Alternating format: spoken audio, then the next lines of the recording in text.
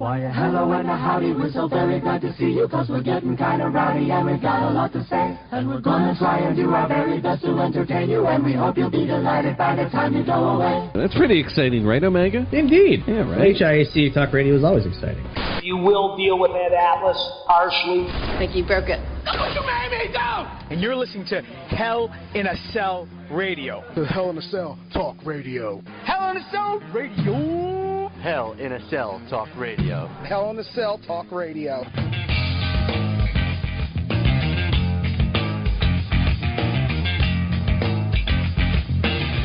Hello and welcome to another Wednesday evening.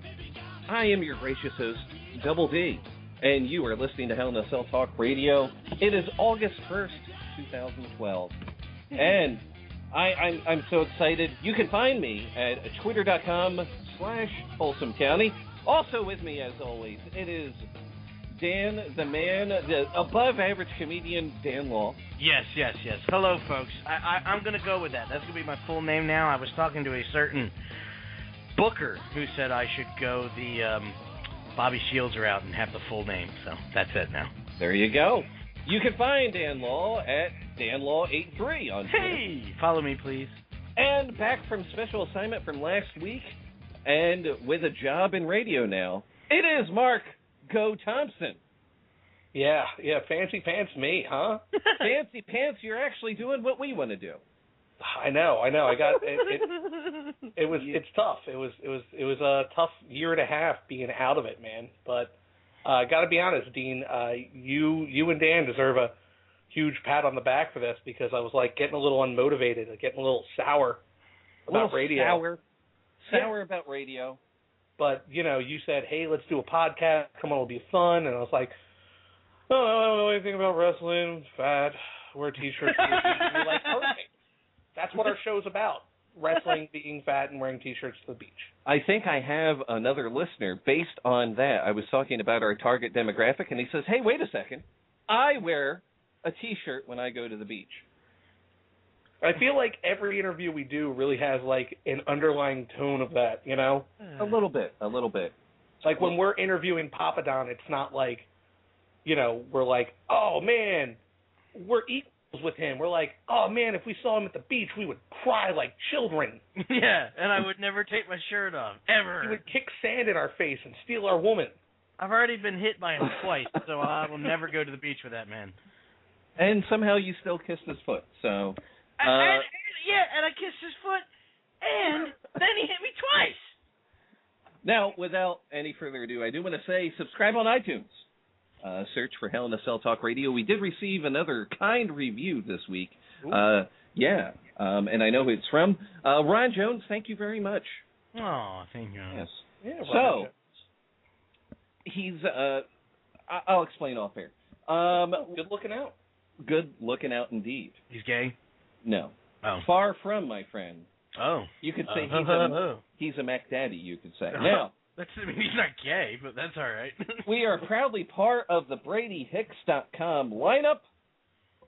You can listen to us there right now if you wanted to, or on Blog Talk, or on your smartphone, whatever you want to do. Follow us on Twitter, and that is twitter.com/HIAC Talk Radio. Like the Facebook at facebook.com/cellinahell. And, of course, you can call in and join the fun here at 718-664-9133. And don't tell me it's not fun. All your T-shirt experiences. Yes, and don't tell me it's not fun, because I have a lot of fun doing this show. Now, we do have a French interruption coming up a little bit pretty soon. Mr. Ooh La La will be here to discuss. This is part one of the series. This is part one of a 1,000-part series. Probably. God, I hope so. Probably. I'm hoping we can stretch this out as long as we can. Tonight we're going to talk about him breaking into the business, training, why he even started wrestling. I think that should be interesting. All kidding aside, you got 22 years of experience and stories?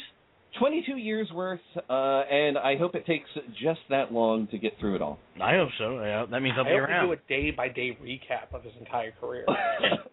And on Tuesday, November 2nd, 1992, We also have Robert Knight joining us, and he's riled up yet again, has more to talk about. Wouldn't you be? What? Wouldn't you be? You know what? I think I know what he's talking about. I've seen some things, and so... Robert Knight needs to start running people over with Kit. I would think so. We also have Chris Wylde. We finally got him. It's Wargames. We're a couple weeks removed, but he's here tonight to talk about that.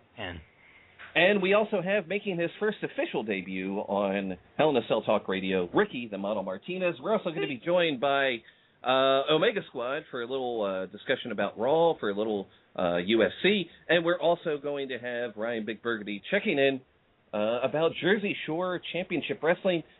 I know Big Burgundy went. I know someone who didn't go. Oh.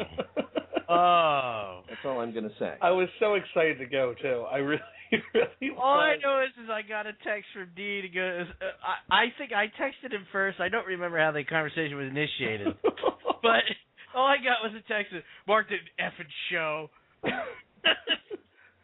I was so excited. Like at one point you texted me, you go, "There's beer in the building." I'm like, "Oh my God, yes. This is going to be amazing." I mean, I did it in my Oprah voice. This is going to be amazing. And you get a beer. And you get a beer. You know what? I think it's that time, guys. Wait. It's going to be a big interruption, and it's going to be French.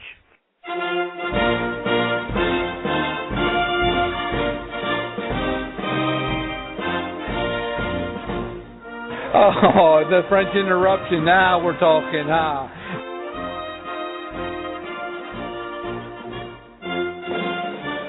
Ooh la la! Woo! Handicap! Woo!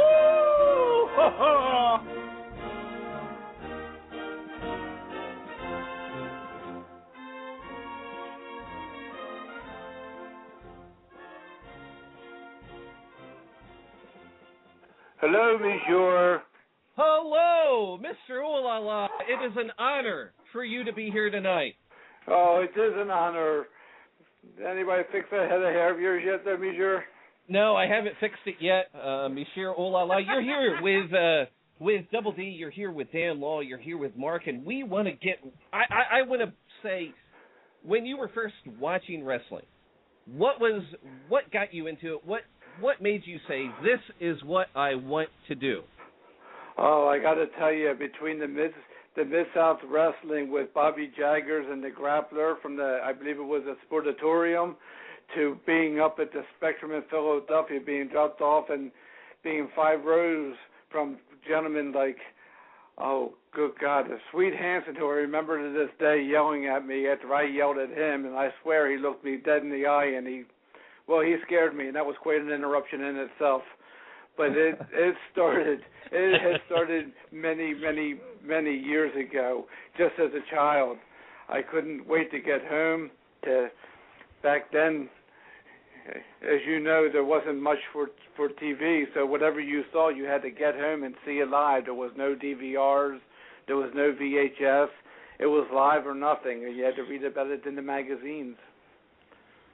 Now, you mentioned a couple experiences. What's the match that really set the ball rolling for you? I assume there was one that you said, wow, this is going to start, this is the one that makes me want to do wrestling for the rest of my life. I have to say it was being live at the Spectrum, 5 rows from ringside, when I shouted to Sweet Hansen after he took a turnbuckle and it didn't faze him. I shouted, "No brain, no pain." But didn't he look straight at me? So I thought, and that set it in motion. My voice mattered, and he heard me, and he scared me.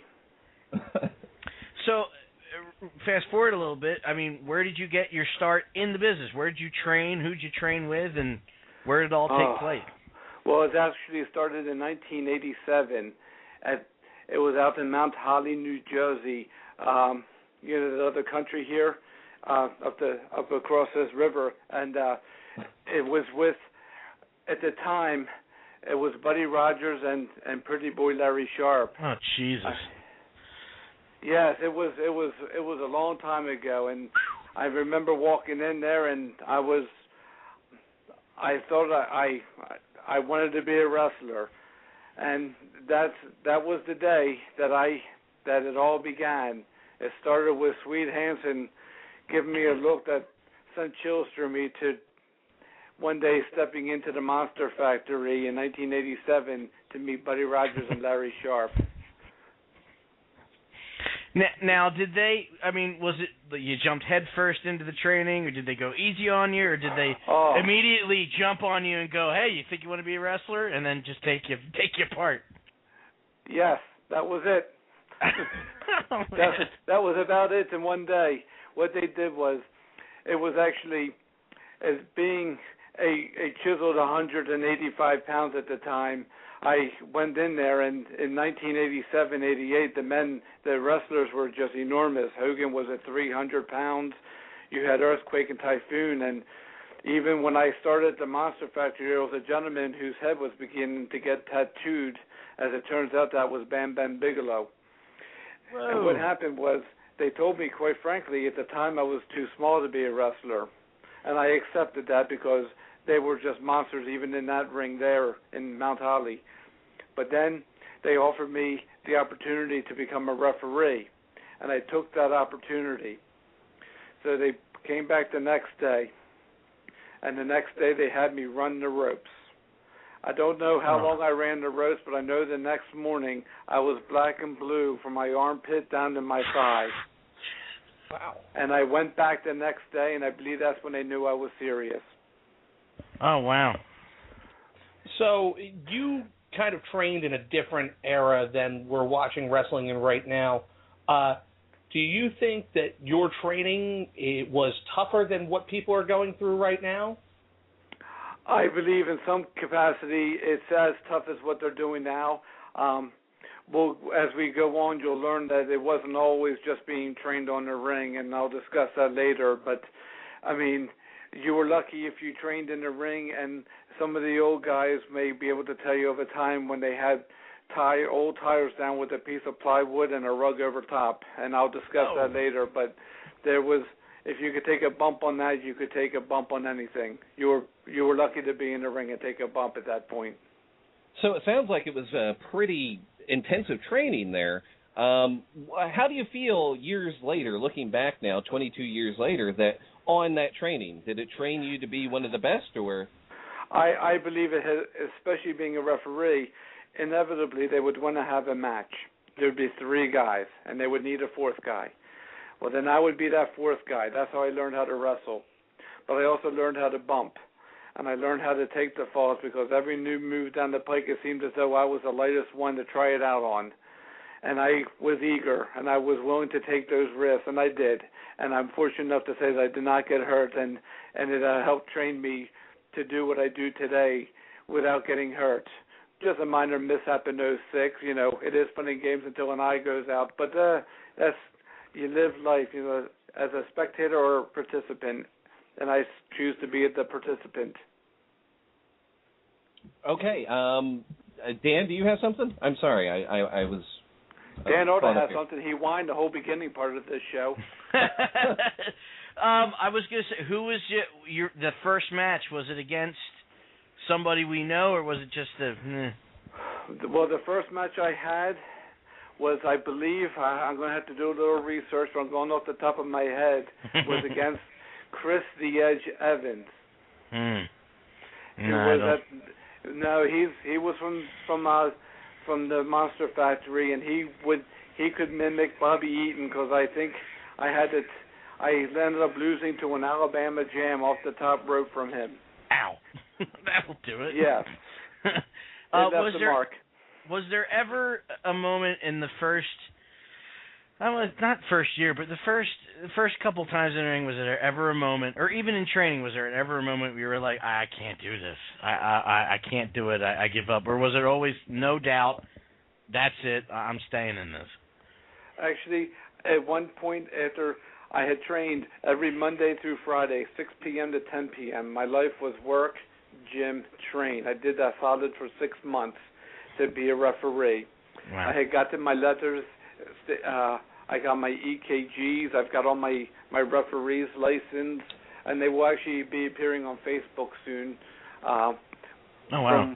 from way back. I found them this evening, and what had happened is I had gone out. I had gotten my referee's license, so I would go and do some ring crew, and one of the most notable shows I had done was up at the Niagara Falls Convention Center, where we set up a ring for what was then the AWA and NWA working together to compete against the then WWF, and what they would have super shows. So you had the best, which had Lawler, Bockwinkel, the Road Warriors, Gagne from the AWA, and then of course you had the Four Horsemen. You had Dusty Rhodes. You had Magnum TA from the NWA, and they were running hard and competing head to head, or trying to take it to Vince McMahon, I believe, Senior at the time. No, I'm not sure if it was Junior or Senior, but they were trying hard to take him on, and I would go up there. I'd bring my gear, hoping that if a referee spot was available, I'd be able to work, or I'd drive down to Maryland and try to get work down there, and lots of interesting things happened on the road that we don't speak of. It's like Vegas. Now, you mentioned refereeing and doing ring tech stuff for like big shows like that. What's the biggest match that you were involved with as a ref? I never actually. In 1989, I'm not certain of the date. At one point, I had been trying. I had written to all the athletic commissions. I had written to promoters. I had sent cover letters from Larry Sharp talking about my training, but I could not get a break. And I really thought at that point it was going to be the end. And then at the end of my first photo album, it has my last match where I had done an outdoor show at the Monster Factory, and I knew it would be continued. I just did not know when. But I got pretty, not so much disgusted, but I was, I guess, disappointed that it was so hard that no matter how many times I went, no matter how many people I met, that of course it's who you know, not what you know in the business, that ultimately breaks you in. And I just did not know anybody, and to be at the Monster Factory at that time was just not enough. Okay, so you're down, you're a little depressed, the business is getting to you. Who was there for you? Who was the person that was always on your side and had your back, that maybe was like, no, this is what you want to do, Mr. Uala. This is why you're in the biz. They were the wind beneath your wings, as they say. It would have to be me, because I guess once it was in my blood, when that brute, Sweet Hansen, yelled at me, that was the first shot that I had gotten, and it was there to stay. And I didn't know when, I didn't know how, but I never gave up. I just kept working, and I had actually run into a mutual friend who I met in Philly, who ultimately in 1988 or 89-ish introduced me. I drove out to Bricktown, New Jersey to meet a Mr. Les Morgan, and at that time he was with his daughter Heidi Lee, who was actually wrestling Wendy Rector in a steel cage at Bricktown, New Jersey. Oh, jeez. So I drove out to Bricktown, New Jersey, and this was before the day of a GPS, so the Z-Knuckleheads out there today, God knows, they might still be in Albuquerque now. But I tell you, you learn in a hurry how to read a map, and you figure out which 95 goes north and south. That's all you need to know. And the sun rises in the east and sets in the west, and you figure it out from there. Yeah. But I drove out to Bricktown, New Jersey to meet Les Morgan, and then that was what I refer to as part two of my career. Okay, so that's actually a good bookend for where we are right now. Now, Mr. Ulala, just one last question. I want to know, looking back on your first couple of years in the business, from training, working your first shows, what do you look back on, and what's your memories from those first couple of years? All I know is I would not give it up for anything. The memories are so many. There could be the taking of being paid by Bam Bam Bigelow to take him to the market every Thursday, and he fit into my Volkswagen Rabbit. And let me tell you, it was like Fred Flintstone movie where it just seemed to go up on just two wheels sometimes. I mean, it was good. and then training with gentlemen like Tony Hitman Stetson and Scotty Zabadi, who later went out to Portland, Oregon to work with, I believe it was Mr. Owens, and then went on later to be the man you know today as Raven. Yep. Yeah. But I was there watching him, and I applaud him for taking the steps it took him, the courage to just take off to the other side of what was our world in the United States here, and just give it a go. Then there was Charlie Fulton, who was there, who helped do some training. Here's a guy I've seen at the Spectrum sometimes, and now all of a sudden he's in the ring with me. And of course, meeting Buddy Rogers. My only regret is I did not have a camera. But it was amazing. Chief Thundermount, and I believe the man had passed away.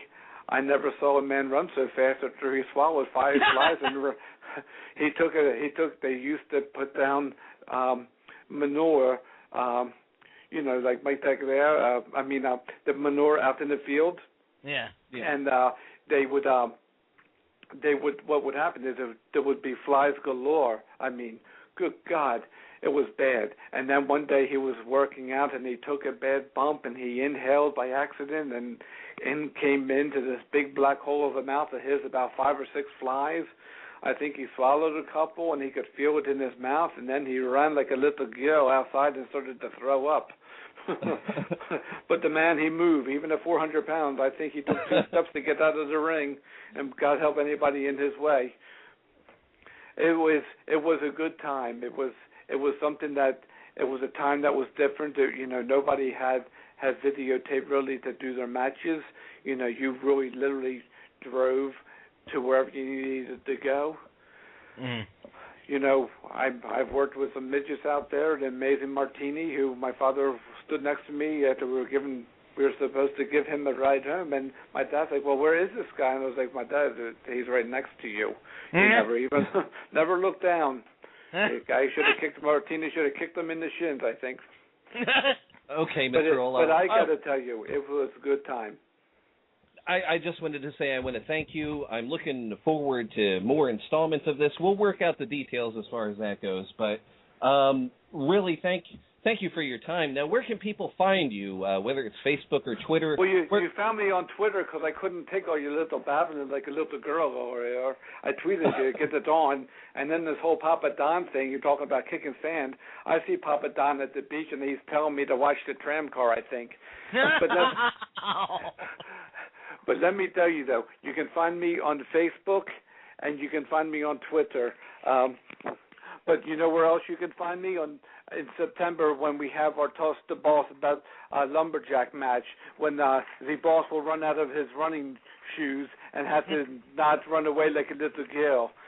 Yes, Cole and I are going to take him to the proverbial shed, and then the rest shall be history. Yes, indeed. 16 fans will also be those lumberjacks, so that's very exciting. Correct. I believe they have to go online and some sort of a raffle or something. And I wish them the best of luck. But Monsieur Nike is not going to be fast enough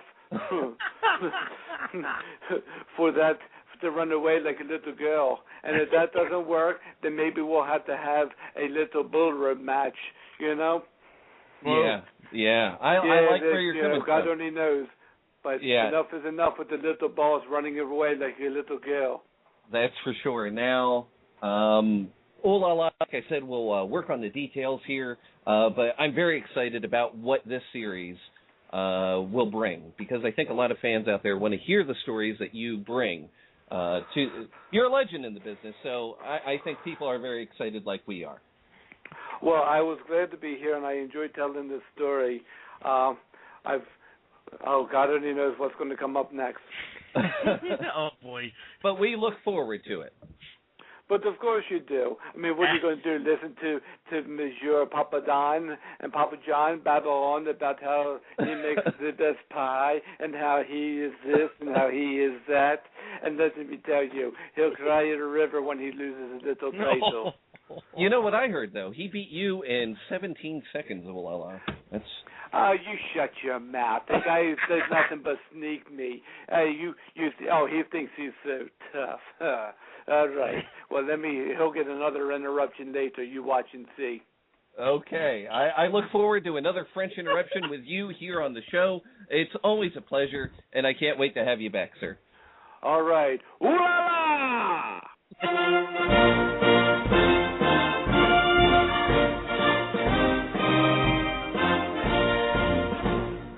Oh, the French interruption. Now we're talking.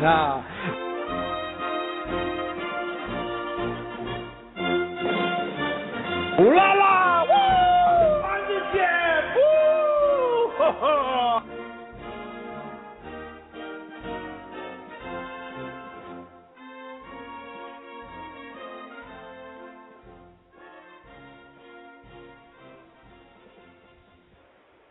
And now, from New Moon Rising Wrestling, we have the Knight Rider, Robert Knight. Robert, big things coming for New Moon Rising Wrestling. We have first show is coming. We have a Fan Appreciation Day, and you have a little bit more to get off your chest.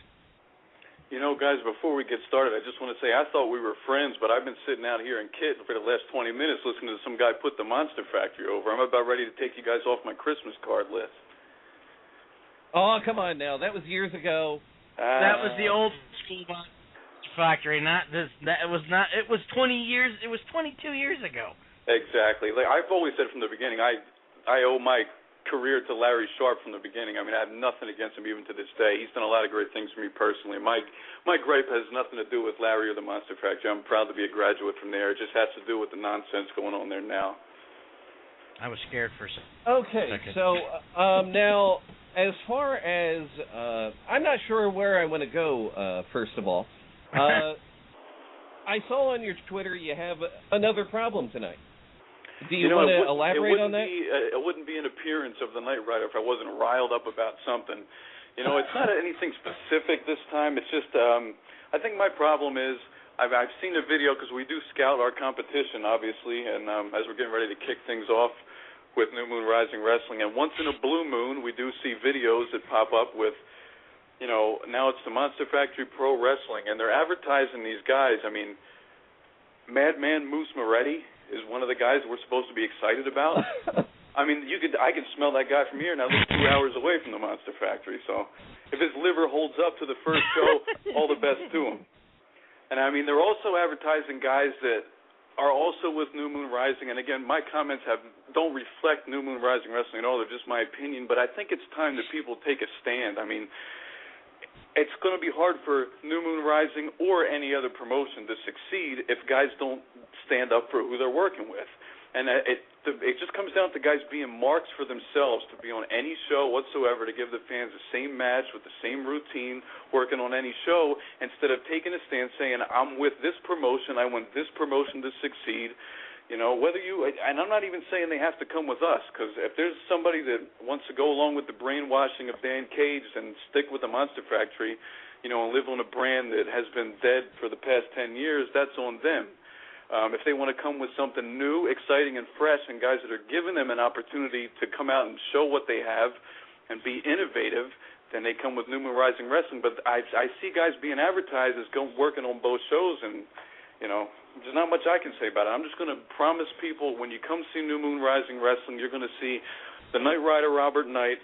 You're going to see a host of other guys who eat, sleep, and breathe New Moon Rising Wrestling, and we want to see it succeed. We want to do everything we can to see it succeed, and if it fails with us putting our heart and soul into it, not with us working for the Monster Factory and NWS and this promotion and that promotion just to whore ourselves out and be, you know, marks for ourselves is what it is. And, you know, I know that we're going to do something big, and I just hope that by the time the shows start rolling around again in September that these guys, you know, decide to be real men and just pick one promotion to work with.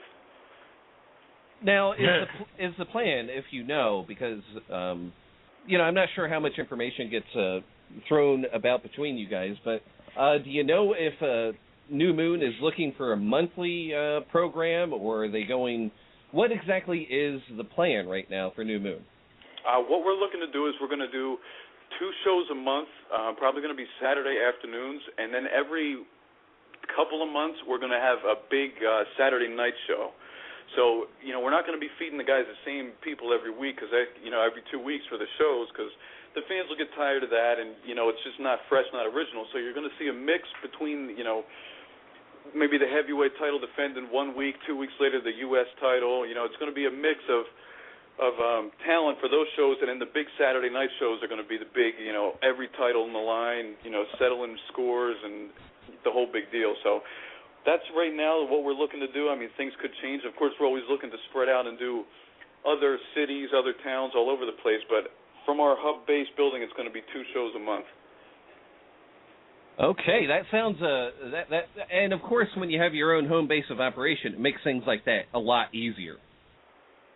Exactly, and people get used to it. I think people are going to be really impressed when they see the stuff that's going on with the new building.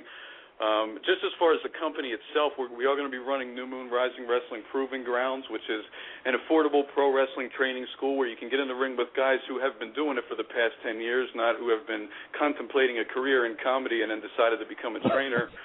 And you can do it for a lot less than what some of the other schools are doing, and you have the opportunity to jump in the ring with the guys of New Moon Rising Wrestling, including myself, Jake Bishop, Justin America, Tank Tolan, and the list goes on and on. That is really interesting too, and I spoke with a few of the guys, and it really is an affordable way. I'm not going to give out price points or anything like that, but it sounds really an alternative to other local schools. I think so, and I think when people, see the kind of shows that we're putting on, and they get to know some of the guys. Again, aside from just the promotion that we're doing, we have worked for other promotions. We do have years and years of experience between us, and obviously guys like Tank Tolan and Cliff Compton, who we stay in touch with, looking to lend us a hand. It's guys who are in touch with the business today, and they are going to be able to guide these kids in the right direction. Now, this is the primary purpose of why you come on. It is time for some fan mail, and the first one, a dear old friend, as I like to say. And it is, Yo, Knight Rider, I'm out here in Branson, Missouri, trying to spread roughneck fever. It's crazy, but whenever I mention New Moon Rising Wrestling, all anyone can say to me is that they are huge fans of Robert Knight. Dude, your popularity is unreal. I hope to get the rub off of you when we do meet in the ring, and when we do, go easy on me, okay? I'm pretty damn old. We all the way home, a roughneck. Wow, the American Roughneck, all the way from Missouri. I saw that he was out there.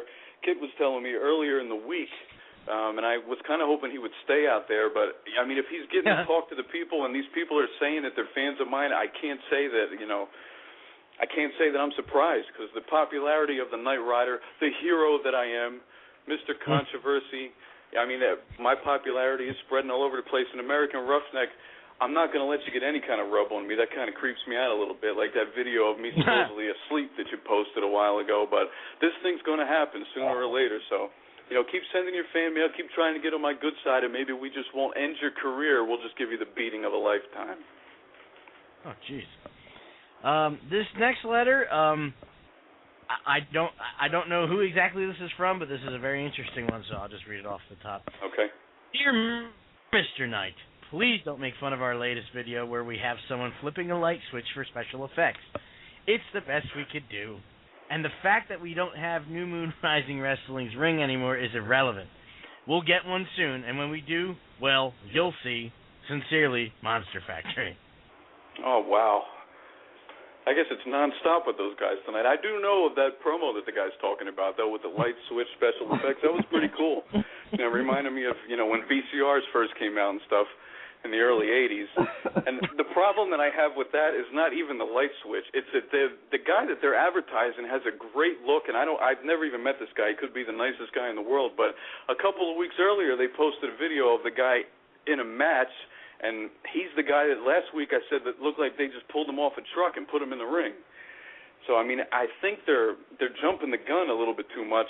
I don't know if they're nervous about New Moon Rising Wrestling and what we have going on, but to advertise a guy that's coming that can't even sell, feed, or bump, and, you know, you're running promos of the guy, I hope that's not a sign of things to come, but maybe I do hope it is, because it's just going to make our competition a little bit less. Sorry about the ring, too, by the way, but it's the way the cookie crumbles sometimes.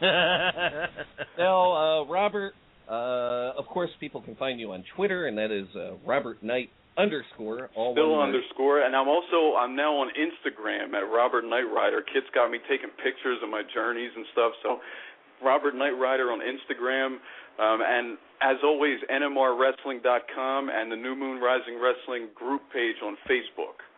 That's where a lot of stuff. Every once in a blue moon, you'll see guys stop by there too and talk to Captain Dave. So it's always a trip. I was just going to bring up Captain Dave. I was going to say, did you get the tout from him? Because tout is the new thing. So did you get Captain Dave's tout? I didn't. I didn't know that he had one, but I was shocked to find that there actually is a Captain Dave's wrestling review, roundup review, something or other on Facebook now. He does have 500 fans on that page, so maybe people do understand what he's saying. Oh, my goodness. But, Robert, it's always entertaining, to say the least, when you come on. I look forward to next week, and who knows what we'll discuss then. Who knows? Hopefully I'll be a little less on the verge of a heart attack next week, but it always seems that when it comes, close to showtime, something else comes up that gets me riled up. Maybe you'll see it calm and subdued Robert Knight next week. But what fun would that be, right? That's true. That is true. But I believe it's time for your catchphrase. My catchphrase, that would be no dues cruise? No. Okay. That would have to be one man can make a difference. Okay, Robert. We'll talk next week. Sounds good. Thanks, guys. Oh, my goodness. Best catchphrase in the business. Oh, no, it's the second one compared to the first one. Oh, my. That's gold. I got to see this match he's referring to. The video he's referring to. The match. I got to find this match because that sounds hilarious. It's interesting to say. Sounds like he described the Kodiak Bear. Hey, you leave the Bear alone. That's a ticket-paying fan. Oh, I know what you're talking about. But guys, right now we have somebody else on hold. It's of course Heart Killer. I have trouble remembering that he's not a heartbreaker. He's a heart killer. He's a heart killer. Yeah, he's a heart killer. So Chris Wylde is on the phone. We're going to discuss the fallout of Wargames. Now, both of you were there. I want your opinions on Wargames, starting with Mark and then Dan, what you thought about Wargames. Starting with Mark. Okay, starting with Dan. Okay, starting with Dan. That stinks because I was just going to go with it was pretty hot. But the turn of events, that whole Wargames match was exciting and incredible. The first steel cage match I've ever seen live, and it was pretty friggin' amazing. That's all I got to say. Now, how about you, Mark? Really impressed with how it's been a while since you've seen a Wargames, and how well it was executed, how entertaining it was. Yes. Just like, you have a lot going on inside a steel cage already, and then to add 4-on-4 action to it, just really just. And a lot, not trying to build up the company, not trying to be like, oh my God, it was the craziest thing I've ever seen. But no, it was really a pretty crazy match. And then a lot going on outside the ring as well. Absolutely, like cummerbunds and stompings. Now, welcome to the show, Chris. Hey. You're with Dean. You're with Dan. You're with Mark. It's the whole crew here. Now, one thing I neglected to bring up, I think through the Wargames, through this feud with the Blackhearts, you have transformed. You are no longer the Chris Wylde that came into the company of ECWA at the Super 8 match. You are now a different man, if you will, a different wrestler. What do you think about that? Well, before I actually started talking to you guys, I think right around that time is when I was in this war with the Blackhearts. So you guys really haven't had a chance to see some of my wrestling matches. But I think I've had some really good ones and some really underrated wrestling matches. But as great as they were, I was still sort of lacking a little bit of confidence, I think. And, the war with the Blackhearts kind of brought it out of me, because it made me realize not only can I wrestle a great match or, entertain with, some of the moves I do, but also be in there and get pounded and get a beating and see how much I could actually take. And that's exactly what the Blackheart feud gave me. Okay, now I was just wondering, now when you're in that battle, when you have those odds stacked against you, Aiden Chambers is, of course, handcuffed to the cage. Papadon is getting brutalized by Bobby Shields. You have a lot going on. Let me cut you off quick. Sure. I've never been beaten up so much as I have the past 8 months with the Blackhearts. Never. It's one thing to take a suplex or a power bomb or a pile driver in the ring. It's another thing to have, another guy take his fist and try to beat your face in for 30 minutes or run you over with a car or hit you with a kendo stick. And, that's, I think, where the transformation began. I mean, I'm a guy right now that I'm sitting here and I'm thinking there's nothing that another guy can do to me in an ECWA ring that's going to keep me down. Absolutely not, especially after the stuff I've been through with these Blackhearts. But go ahead with what you were saying. Chambers is cuffed, Papadon's in the ring, and and basically what happens at that point is you had to resort to fire. Yeah, absolutely. It got to that. I've had a chance to watch the match back because I'll tell you what. After that, I really don't remember a lot of it. And, it just got to a point where they were hitting me with everything. I mean, you got Chambers handcuffed, Kukoa's handcuffed on the outside, Papadon's getting choked out by Josh Daniels, and I just remember Breaker just hitting me with all sorts of things, baseball bats and chains.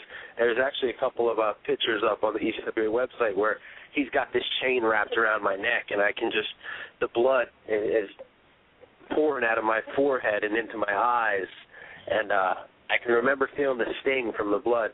If any of you guys have ever been in a fight and never been busted open, that stinging from the blood that gets into your eyes can really put you at another level. And I remember being with that chain wrapped around my neck and feeling that blood, trickle down into my eyes and then into my mouth. And that once I got that taste, I realized, man, that I've got it. There's no way that I can just win this without going to an extreme. And, they left one too many tricks in their bag, and as soon as I got the chance and the opportunity, the fireball was thrown. The fireball heard around the world, as I'll say. Now, and, go ahead. Go ahead, man. And, a part of me, kind of is, I'm sorry that I had to come to that, Breaker Morant, he's a competitor. He's a douchebag, but he's also a man, and he's got a family and he's got, kids. And I've seen his kids around shows. And, right now, from what I understand, he doesn't have 100% visibility, and, but it had to come to that, That's why they call it war games. And wars don't just end peacefully. And this one sure the hell didn't. Go ahead, Dan. I believe you had a question. Oh, I thought I was talking. Sorry. Obviously, you had to bring it into the ring, but is the fire something that, was it last minute, or did I'm gonna take this there, and if I have to use it, or were you going to use it regardless, based on the beatings you've been taking? Well, let me. it wasn't the fireball wasn't something that I had planned. I had no idea that it was even in the bag. And it was a breaker, as if you remember, my good buddy, the old Joel Goodhart, and his band of merry men threw that duffel bag. They're merry, all right. Absolutely. Threw that duffel bag full of toys into the ring, and as I'm being beaten by Breaker, I just so happened to fall onto the bag, and that was the one thing that they had left in there, and I'm sure it was going to be used against me. So, like I said, it was at that point I'm just, desperate men do desperate things, and yeah, and that's where I was. I mean, it was do or die, literally, at that time. So no, if he had a chainsaw in the bag, I probably would have used that. That's where it kicked. That would have been interesting. Well, I do want to bring. Go ahead. It wouldn't be out of the normal for Delaware. No, I was going to say it pretty much fits. I've never seen something like that before. Papadon came out in your favor. Obviously, we know later on didn't quite go the way you had planned. Did he come out on his own for the company? Did you guys talk before the match? What happened with that whole situation? I had no idea. We were actually told in the back, here you got Mike Tartaglia running around in the back, saying there's going to be another guy, there's going to be another guy. I don't trust Mike as far as I can throw him. So I had no idea what was going to happen. I was hoping, for maybe ECWA Original or somebody of that nature. I remember hearing Papadon's music or seeing him come to the ring. And at that point, I knew, man, this isn't going to be good. I mean, I was a little bit relieved because it gave us an extra guy, but something just sat in my stomach said this is not going to turn out well. And lo and behold, what I thought came to fruition. So you talked about the... I was going to say, you got to understand something about Papadon. I'm not going to sit here. I could sit here and disrespect him, but I'm not going to do that. He is absolutely one of the greatest wrestlers on the scene today. He's 20-0 in ECWA. He's had some of the best matches anywhere at any company. And that just isn't good enough for him. Papadon has an ego. He's selfish. I've sitting here and listened to, regretfully, some of the interviews that he's done on here with you guys. And, it's irritated me that he likes to say that he has brought up ECWA. It's risen from the ashes like a phoenix, and he's the one to have brought it to, where it is right now. And it's like, dude, you live in this fantasy world, man. I don't know what kind of opinions you guys have about the other rosters that Jim had in here before, Mike and Joe took over, but let's face it, ECWA was always the place to be. Always. It never stopped being that. From the last day that Jim was there, he had guys begging to get into the door. So it's always the place to be. And look, and I'm not saying that it's not hotter than it's ever been. I think Joe and Mike have, worked their asses off to put this roster together, and all the boys work hard to make it, I think, one of the top companies, if not the top company, in the United States. But ECWA was always the place to be, and if anything, it's ECWA that brought Papadon from the ashes, because, look, man, again, he's an amazing wrestler, but nobody south of New York knew what a Papadon was before he came to ECWA. And like I said, I live in the real world. Nobody knew who a Chris Wylde was before the ECWA. Hell, I don't even know if anyone knows what a Chris Wylde is now. After Wargames, they should, and after September 15th, I can guarantee you they will. But ECWA, it's on the map. And a lot of other guys can come on here and tell you the same thing. Krakoa, Fusion. This has always been the place to be. We're all worked hard to bring it to where it is. But, don't get me wrong, dude. You are an amazing wrestler, and that's what you should be known as, not this egomaniac that you showed yourself to be at Wargames, because you made Wargames not about the ECWA, but about you, the company that gave you the opportunity to be what you are, to show the world how great you are. You stabbed in the back when you showed your true colors. Okay, do either of you two have a question for Chris?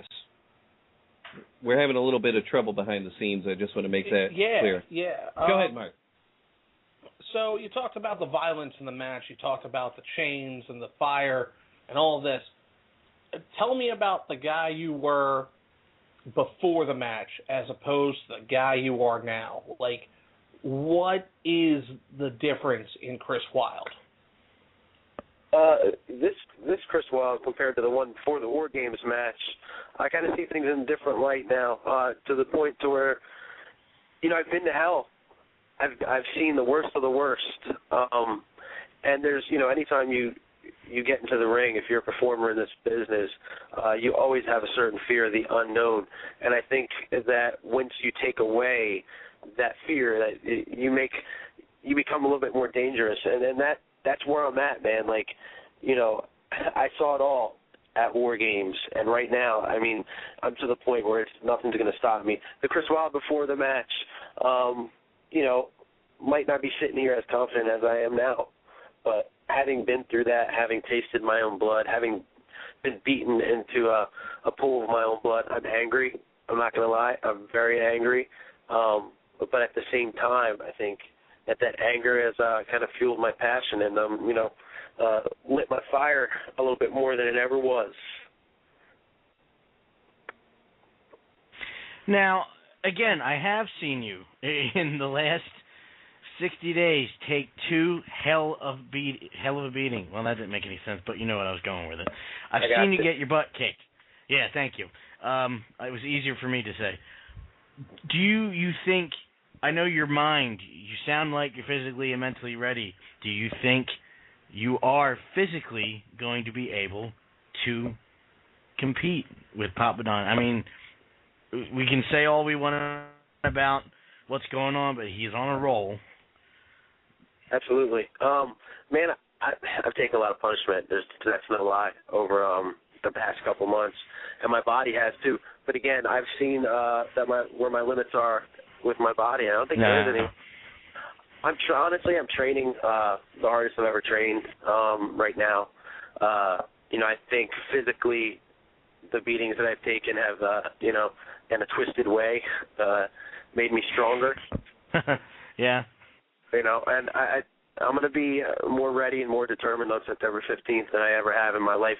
This isn't just, I know this is a family thing, but there's no other way I could say this. This isn't no bullshit, angle here. This isn't, me just trying to get over the September 15th show. Being ECWA champion has been my dream since a teenager. Hey, I've no disrespect to the TWA Heavyweight Championship because I sit here with it now. I have a lot of respect, and being the TWA champion has brought me to levels I've never been. But the ECWA title is one of the things I've always clamored for. It's always been a dream of mine. And, in a weird way, what Abaddon did to me opened the door and swung the gates wide open for me to get the second chance at this belt. And, it's something I'm not going to let just go by. Now, one thing we did overlook, and correct me if I'm wrong, this is a unification match, is it not? Correct. All right. See, there's more on the line than just the ECWA Championship. This is a major, major title match that we're going to be having here on September 14th. This is something that everybody has kind of talked about behind the scenes. There can only be one champion. When are they going to unify these titles? And, I honestly planned on defending the TWA Heavyweight Championship and bringing it to levels that it's never been before. Unfortunately, for Papadon, he brought the demon out, and now there can only be one. So because of his ego, there's going to be one champion, and I'm telling you right now, if you thought you've seen a war before, you have not seen anything. There's nothing that I won't do to and let me tell you, this has become personal as well. So there's nothing I won't do to prove myself to him. Okay, and that is September 15th at the Greater Newark Boys and Girls Club. Chris, where can people find you if they want to interact with you? At the Chris Wylde on Twitter.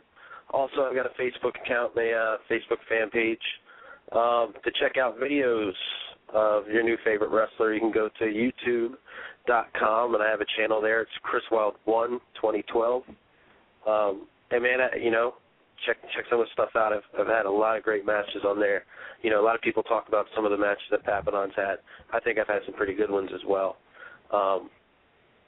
Promos that apparently suck, you can also find on there, and a lot of other goodies. Okay, so September 15th, the score will be settled. It's very exciting.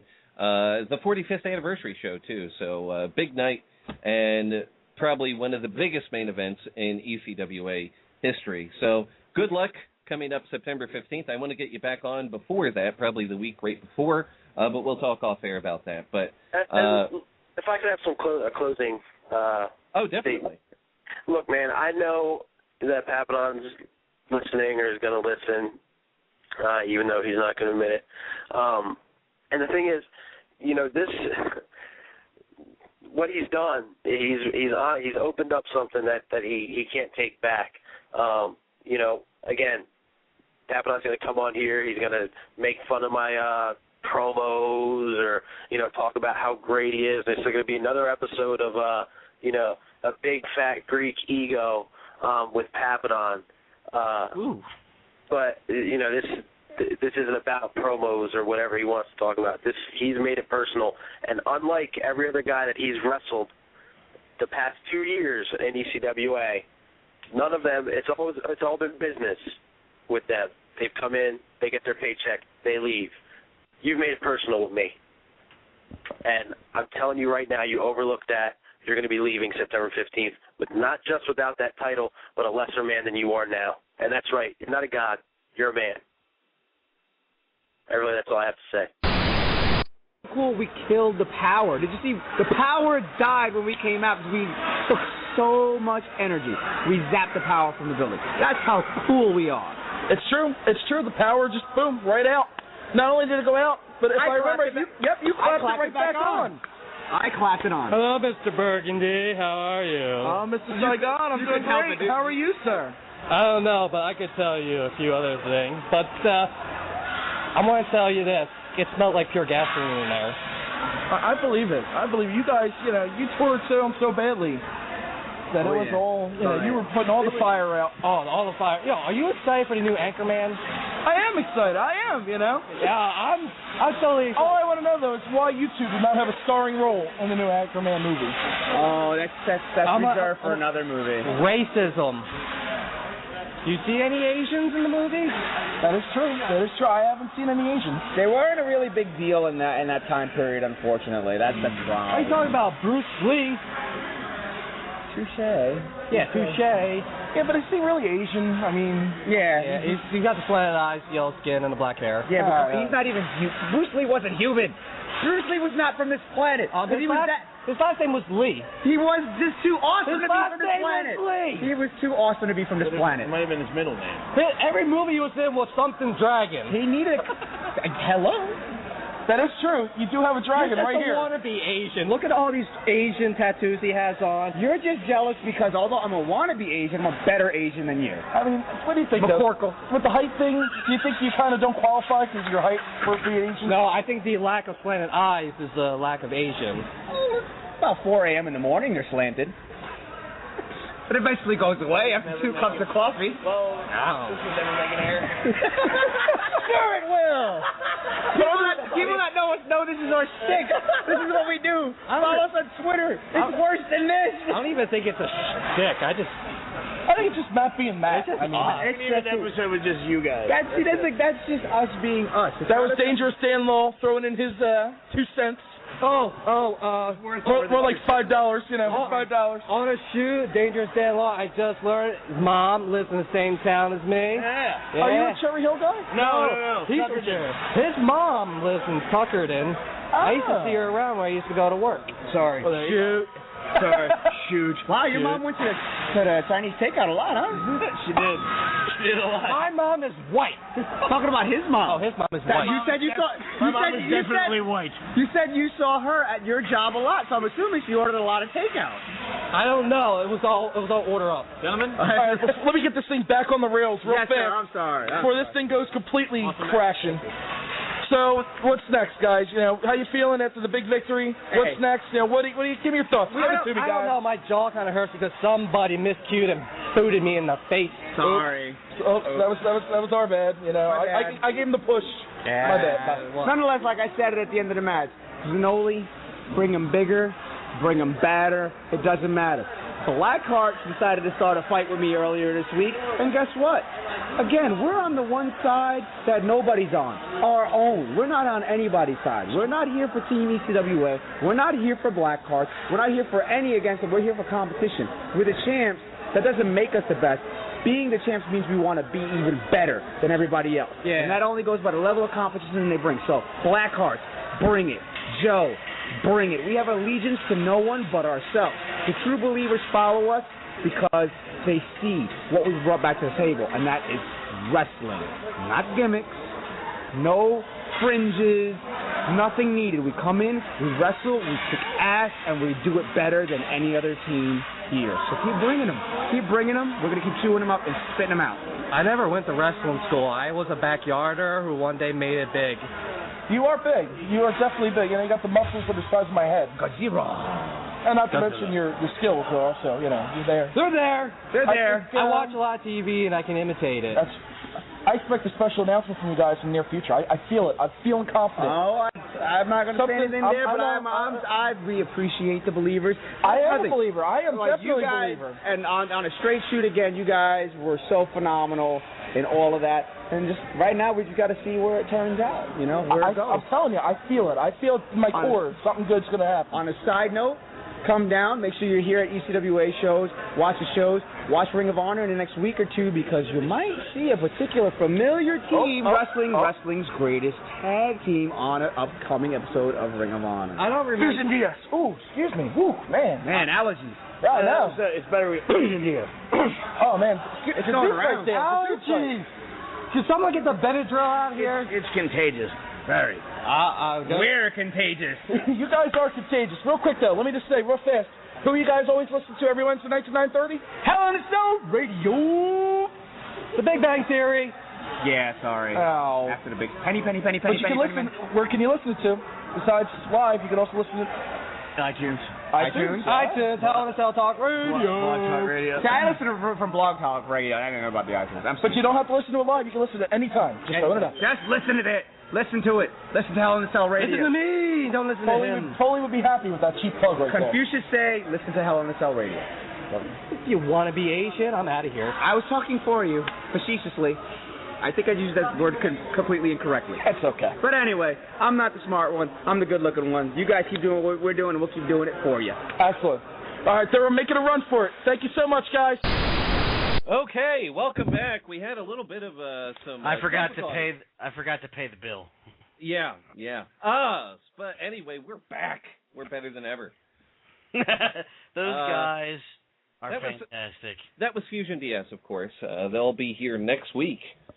After we have the boss here as well next week. I mean, those guys are so much fun. I'm looking forward to that interview.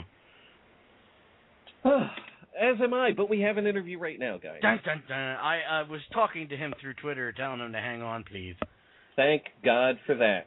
But right now I'm going to bring on, with no fanfare whatsoever, he doesn't need any. He's that good.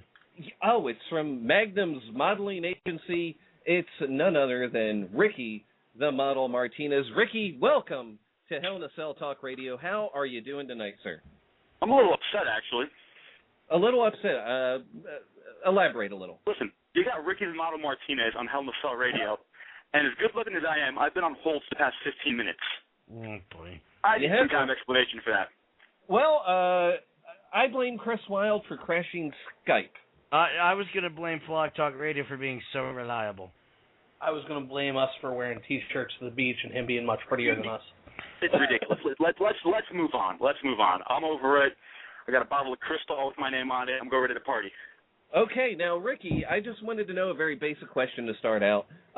Where did you get your start? Where did you train? That sort of thing. Well, I'm sure you're familiar with hashtag Future of the Business, which consists of myself, Keikoa, the Flying Hawaiian, a man by the name of Chad Evans, and Bill the Benchmark Daly. My training was completed by Mr. Bill the Benchmark Daly. He made me the superstar that I am today, of course. Okay, very well. Now, moving on, you're a pretty big deal in ECWA. And yeah. I think that deal is getting bigger as time moves on. Oh, my God, yeah. I mean, look at me. Can you blame me? I am what I say I am. I'm the future of the business. I'm young, I'm talented, and I'm hungry. And when I set my eyes on something, I'm going to get it. Very well. Now, recently, you've been aligned not only with Magnum's modeling agency, but you've also been aligned with the boss, Mike Tartaglia. Now, how did all that get started? The boss is a very good friend of mine, very good friend. We go way back. We get our nails done together. We get our hair done together. We're like two peas in a pod. He gave me the opportunity that I dreamed of to be part of the ECWA roster. And now all I'm doing is returning a favor for a friend. Okay, I mean, look, we're a perfect match. Come on, look at us. The boss and the model. Doesn't get better than that. I'd agree with that. Mark, go ahead. So, being friends with the boss, what kind of perks does that bring about for your career? You don't worry about that. The only perks I need are my good looks and my amazing muscles. I mean, you've been to a show. You've seen me. All the perks I need staying at 5'11" and 200 pounds, baby. That's it. All right. Those are my perks. You're a good-looking guy. You're well-built. You're well-established in the ring. Do you have your eyes set on any certain opponent? Oh, do I? First of all, let me start off with Cole Calloway. Yeah. Start with that guy. He's been a thorn in my side for the past few months. And come September, at the anniversary show, that's a thorn I'm going to take out of my side. Him and his goofiness and his YMCA and his ridiculous bright colors and all the kissing and dancing. I'm done with it. The fun and games are over. He got lucky once. I redeemed myself. Come September, I finished the job, and I put Cole Calloway away for good. You know, I saw Cole Calloway with some Chick-fil-A. I don't know. Some what? Chick-fil-A. Chick-fil-A? Yeah. I'm not going to go there. I'm just saying, I think I saw him with a Chick-fil-A shake. That's all I'm saying. Woof. Woof indeed. Hashtag woof, if you know what I'm saying. Hashtag woof. Now, you also, coming up at Carney's Point, you have a big 8-man tag team match. It's kind of like you got a robot in there. You got what's going on with that one? You know what? I follow the boss's orders. The boss wants backup. I'm his backup. He's got a few thorns in his side. I'm going to have his back and take those thorns out. The robot, I got nothing. I guess I'm going to have to beat him down. Mr. Ooh La La, that guy, don't even get me started on him. That guy's over the hill and way past his prime. And don't get me wrong, I get it. He's a Hall of Famer. He's a Mid-Atlantic champion. But you know what? After a while, I'm going to end up taking that title. And Mr. Ooh La La's going to be rolling down that very hill he's on top of. There you go. So you don't seem too concerned with these upcoming battles you have. It's not that I'm concerned, Dean. It's, come on, look at me. Do I look like I have anything to worry about? Good point. I'm the future of the business, baby. Now, how old are you? Can I ask that? Naturally. I'm 23 years young. 23? You do have a very bright future ahead of you, sir. Oh, I got miles ahead of me, brother. Miles and miles. Now, Mark, do you have anything for the model here? Now, you mentioned Mr. Ooh La La. How do you think a match between you and him would go? I mean, he's got all that ring experience, but you're a fresh, young talent. What happens when those two collide? You said it all, my friend. It has nothing to do with one or the other. What it comes down to is when any man, veteran, rookie, or in between, when he steps in the ring with someone who's part of hashtag future of the business, bad things happen to that other person. And if that person just happens to be Mr. Ooh La La, then Hashtag Wolf for him. Hashtag what's I really can't say it any better than that. Now, the one question I do have, you're also a big deal in another promotion. I forget the name off the top of my head, but recently you had a little bit of trouble there with a fan. Yes. If you want to talk about it, you don't have to. No, you know what? I'll put it out there. You know, people have been asking me a lot about it. I've yet to even issue a statement, so actually this is the first time I'm addressing this issue with you. Awesome. The site you're referring to is Elite Wrestling, which I am their heavyweight champion there. Long story short, a dirty, disgusting Walmart shopping fan decided to interject in my match and legitimately punch me in the face and almost permanently ruin my good looks. He did temporarily. He did knock a tooth out, but being Ricky the Model Martinez and having endless amounts of money, I went and I got that fixed within 72 hours.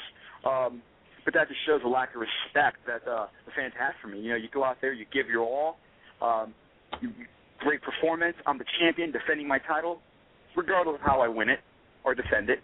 The man has no business putting his hands on me. That dirty, disgusting, Walmart shopping, toothless trailer park piece of trash. By the way, I'm pressing charges. But yeah, that's pretty much how that went down. He had no business touching me, whether he was intoxicated or whatever the case may be. He got overzealous, or maybe he just hated me that much. I like to call that hashtag over.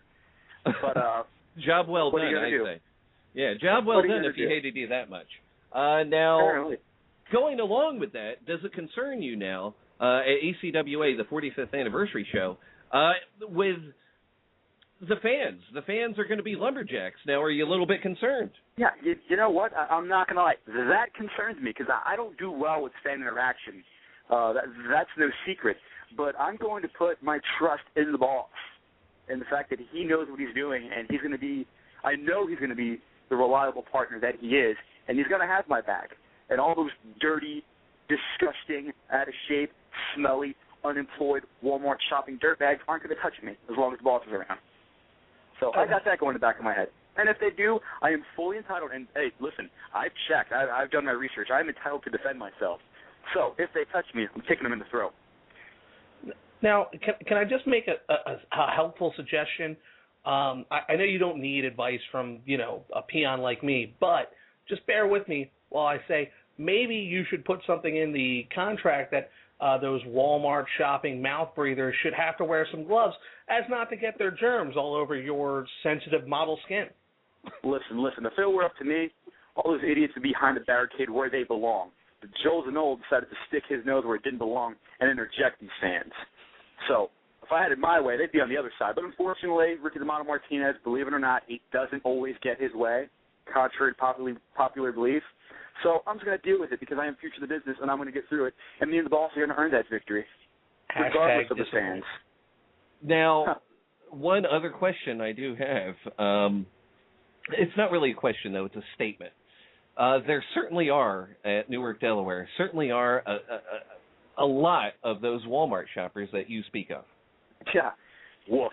There are a lot of them. And I'm not happy about it, Dean. I'm not happy. I mean, look at me. Come on. They should be happy that I am gracing them with my presence, breathing the same air as me.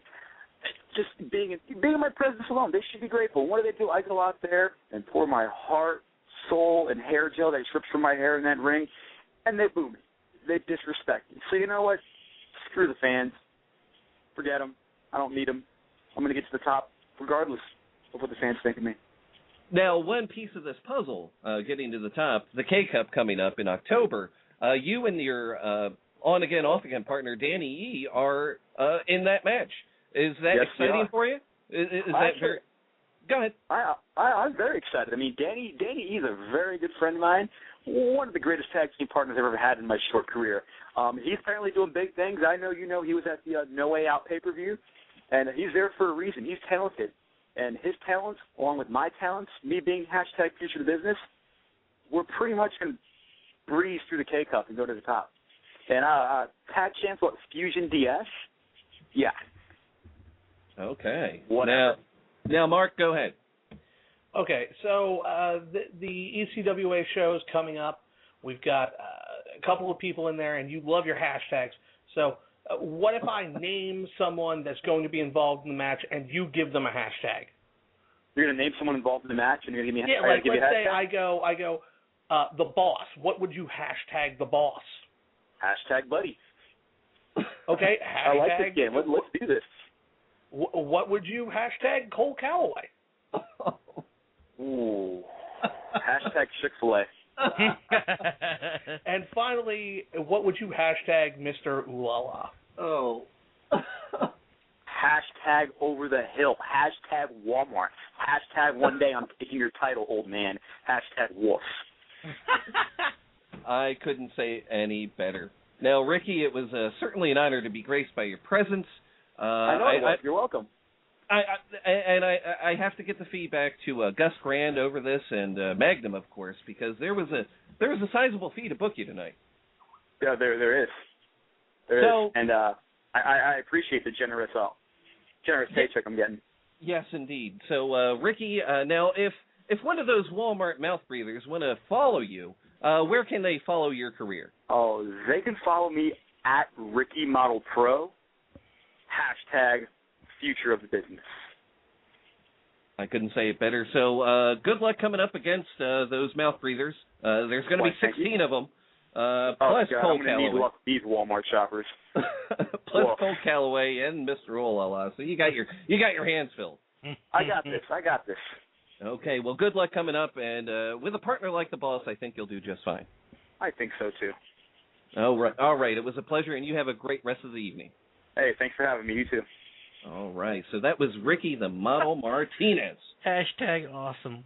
Yeah, hashtag awesome. Aisle ECWA. Yeah. Wow. So future of the business, hashtag right there. Wow. Hashtag, that was hashtag. A lot of hashtags, but, especially with Mark there toward the end. But, wow. Mark is full of hashtags. I think one of our friends is on the line. I'm going to bring him on right now. Now, caller, state your name and where are you calling from? Caller, state your name. It's what your parents gave you. And where you're calling from. Okay. I guess someone got a little shy or they put their phone down as they use the lavatory. I'll try to get them back on. Hashtag awkward. Hashtag awesome. Hashtag fail, maybe. Hashtag epic fail. Now I'm going to bring on... announcement. I'm going to bring on... now, Ryan, he went to Jersey All-Pro Wrestling with me this past weekend. And very briefly, are you there, Ryan? I'm here. All right. Now, Ryan, I really just want to talk about a couple of matches. I don't want to go over the whole thing. Now... The first match I want to talk about is Mia Yim taking on Kimberly. We saw a lot out of both women. What do you think about that match and that feud that apparently will still continue? I have to say, first off, very impressed. It was the first time seeing Mia Yim. We've seen Kimber a bunch of times. And Mia really impressed me. She was awesome in the ring. And apparently, she does a jumping guillotine choke. Very impressed with that.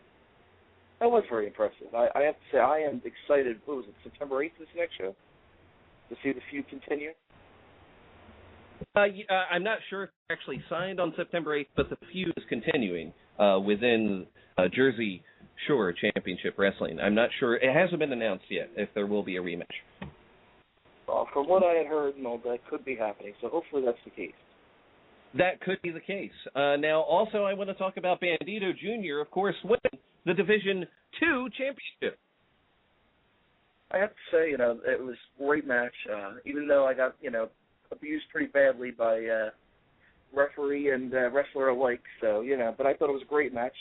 Thankfully, I'm not, a certain other person who likes to scream out things at wrestlers that gets them really angry and maybe junk in the face. But, thankfully I'm not that bad. But it was a great match nonetheless. Great match nonetheless. I think Dan took offense at that comment.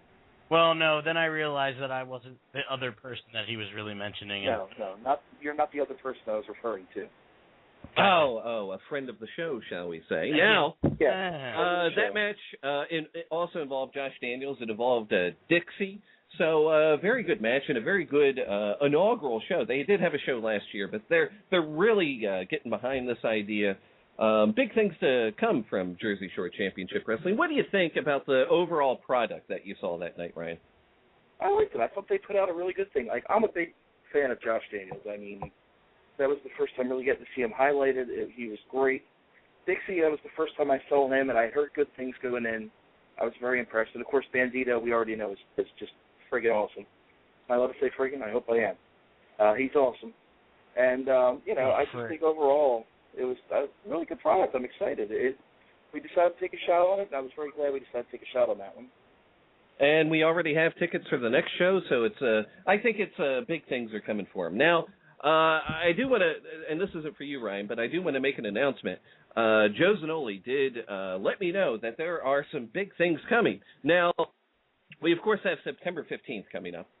That is, of course, at the Greater Newark Boys and Girls Club. We also have 3 shows. That's right, 3 shows in October. Three. October 6th, that's, of course, the K-Cup. The 13th is going to be at Carney's Point. The 20th is going to be at Sports and More in Deptford. Woohoo! December 1st, not sure where it is, but possibly more things to be announced. Big things are coming. That was the text I received from Joe Zanoli. He wanted me to announce it here on Hell in a Cell Talk Radio. So, see, we use that classic thing of waiting until the show ends and then making big announcements. That's what we do here at Hell in a Cell Talk Radio. But, Dan, quiet. But,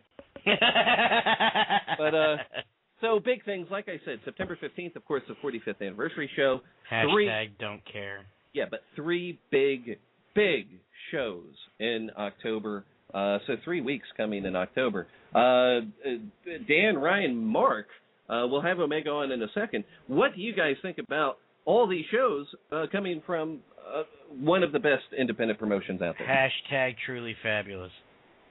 I have to agree with Dan. I mean, you just put it perfectly. You said one of the best independents out there, and you're absolutely correct. They are one of the best. And to get 3 shows within 1 month is just going to be amazingly fun. And in all seriousness, I think they will do well at all 3. I think they have enough momentum right now that I'm speechless. I'm sorry, I can't put words together. Absolutely speechless. No, I'm just saying that they're on a roll at a point to the right now. I was reading Mark's text and things, so I lost my train of thought. I like that I don't have to leave to go to that weird state, Delaware, to go see ECWA. Exactly. I'd rather travel all the way up to South Jersey, where I was born and raised. I don't need a shower after that. Oh, my goodness. No, I mean, and I don't have to be yelled at for putting an E in Delaware. Well, regardless. And I don't have to sit next to people who don't like that I actually interact at a wrestling place. Heaven forbid we do that. That's true. Heaven forbid we do that. We don't want to ruin your very quiet wrestling experience. In the library, you know. In your library. And sitting there going, Now, Ryan, this is for Ryan. We have, apparently, we're going to be part of DWF show yet again. We, of course, did commentary for their last show, Red, White, Black, and Blue. Sure, that'll go solid. It did. It really did. We worked with a consummate professional in John Solo. Ryan, shut up. Sorry. I cannot say enough good things about John Solo or his air horns. But hashtag shut up, Ryan. Now, hashtag use a typewriter. He didn't today. I'm very happy about that. Now, so we're going to be working commentary at the next show. We're going to be joined by Salamander Jones, who is legendary in my mind. Anybody with a name Salamander Jones, he's legendary in the beard department. That dude's owning it. That is legendary. He is owning it with the beard. So, Ryan, what do you got to say about DWF? And we have another opportunity to offer our commentary expertise, if you will. Well, first things first, let's get one thing correct here. You will be offering your expertise. I will be offering my novice, needs a lot of Bring your laptop. Yeah. I'll make sure No. I'm going to go nice and loud on the typing there. Good. You know, hashtag cough, cough, cough. Hashtag carpal tunnel. There you go. Hashtag enough with the hashtag, Sam. Well, it wasn't done to death Really, enough. there's one more. It's hashtag Darth Vader heavy breathing. Hashtag, that goes for all of us, though, doesn't it? Hashtag show up. Oh no! Now we're getting a little out of control. So, hey, wait a minute. Let Ryan finish his statement so we can move on to some wrestling news. Go ahead. With DWF, it was a great show. I had a lot of fun with it. I think it'll be a good time. Especially working with Salamander, that's going to be just just an amazing experience for us. It certainly will. It certainly will, and I'm, I think it's great that you have an opportunity to do these things at this point because you do so much behind the scenes. Thank you publicly on air for what you do. But I got to go. I got to let you go. I got to be an asshole again. So you have a great rest of the night. I'm staying on and listening to the rest of the show. That's all I'm saying. I'm staying on and listening. Okay, well, I'll put you on. I'll put you on hold then. How's that? Thank you. I appreciate that. He does work his butt off when we go to these events, man. You know what he runs around after the wrestlers. After the show, he does the interviews. That man works his tail off. But after the Jersey Shore show, he was in there for another half hour. A guy yelled at him, said, "Get out, you!" But he already talked to Fat Frank, the promoter, and Ryan, with balls the size of grapefruits, turns to the guy and says, "Hey, it's okay with Frank." And the guy looks at Frank and says, "Is this okay?" And he goes, "Yeah, he's good. He does a podcast." Boom. Well, there you go. Well, then the other asshole. Oh, whoops. Well, anyway, he said the S word already. The other douche canoe can just shut up then. Exactly. So how do you spell canoe? Not the way you spelled it. Thank you. Okay, thank you. Omega for the rescue. Now, Omega Squad, you've of course been with us in the chat here. I want to talk about some UFC news, some WWE news. Now, first, this is a bit of a spoiler for people, and I'm not even sure if you know about it. Booker T is now the general manager of SmackDown. What are your thoughts on that? I can dig it, sucker. He can dig it. I knew he was going to go original with that. Yeah, okay, well, I'm sorry. sorry. No, it's my lame attempt at comedy. That's okay, it's better than me spelling. Yeah. It can't hurt Booker T. I mean, it's better than him announcing. Yeah, it's better. Yeah, that's where I was going next. You put him in a spot where he's not going to do too much damage. He can get the cheap pops. The comedy thing for the crowd. I think it's fine. I don't see any huge upside to it, but I don't see a lot of downside either. It keeps him in the limelight, so to say. Yeah, I agree with that. I mean, it's truly terrible to. I'm sorry. I mean, I would do better at his role on announce booth. It's truly terrible. I mean, there's moments where I'm like, that's the most awesome thing I ever heard, and 3 seconds later, it's like, oh, please shut up, dude. You know what? Ray did a better job on Thunder. I'll put it this way, though. Until you're actually sitting there and actually attempting to call a match, I only work one show, so I'm not saying, but you are an expert. I agree. When you actually work a show and you're calling a match, it's a lot harder than it looks. Because when you're at home, you're like, I could do that. But it takes a certain individual to actually do it competently. And I would agree, Booker T's not the best at it, but he brings a certain... Chucky, ducky, quack, quack. A certain pizzazz. That's a good word for it. Now, also, Omega Squad, I did want to bring up UFC on Fox. Whoa. What? Can I ask you? I just wanted to ask you a question. I meant to ask this before you continued, and I apologize. I got a text message saying that McMahon was going to announce on SmackDown that there's going to be a new general. Did that go out online, or was that strictly a social network thing? What do you mean, go out online? Was that on the internet, other than the social network? Like, was that online on the website? Or that was on the dirt sheets. Or it wasn't? Okay, because it wasn't strictly a social network thing. No, I thought I saw it on Twitter, though.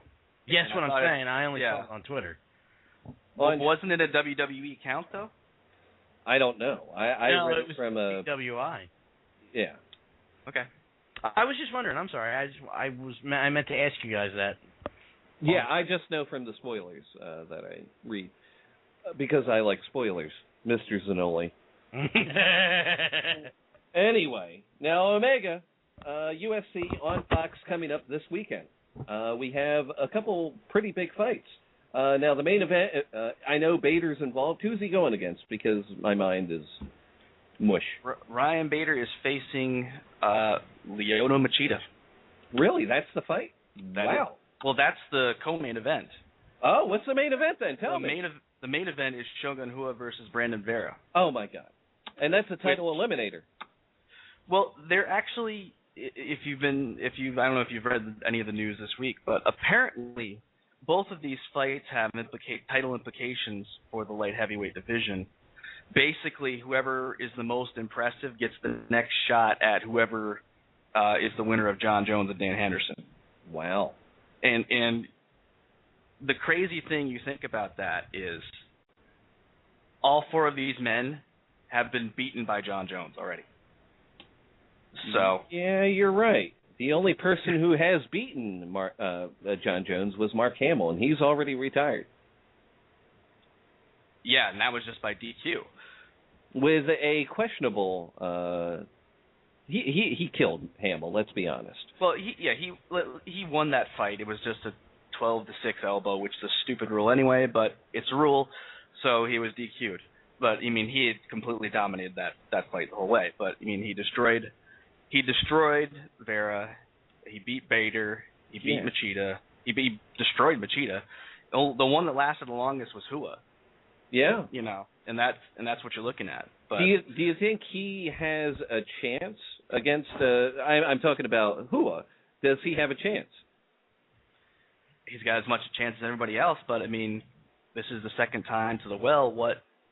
What new is he going to bring to that fight? And I would say that about all four of these guys. What are they going to bring different to another title fight that's gonna that they didn't have before? That they didn't have before. Yeah. You know, maybe Rua. We can say hopefully that Rua had an off night and he can use his jiu-jitsu a little better in a John Jones fight. But I really doubt that John Jones is going to give him that kind of chance. It doesn't seem like it. I think the best chance of anyone is, of course, 150, Dan Henderson, September 1st. I think that's the best chance because I think he's old enough.